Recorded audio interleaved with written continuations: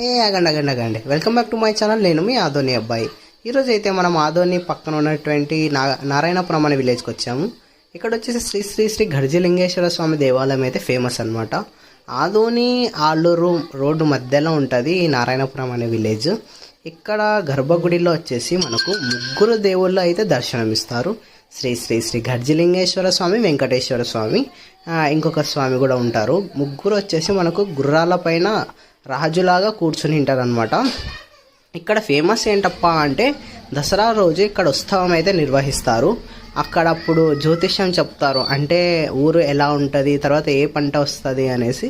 ఇక్కడ చూస్తున్నాం కదా, మధ్యలో ఉండేది గర్జిలింగేశ్వర స్వామి, లెఫ్ట్ సైడ్ ఉండేది వెంకటేశ్వర స్వామి, రైట్ సైడ్ గాది లింగేశ్వర స్వామి అనుకుంటా. నాకు కూడా క్లారిటీగా తెలియదు, తెలిస్తే కామెంట్ చేయండి. అలాగే మీ ఊరు నారాయణపురం అయితే నారాయణపురం అని కామెంట్ చేయండి.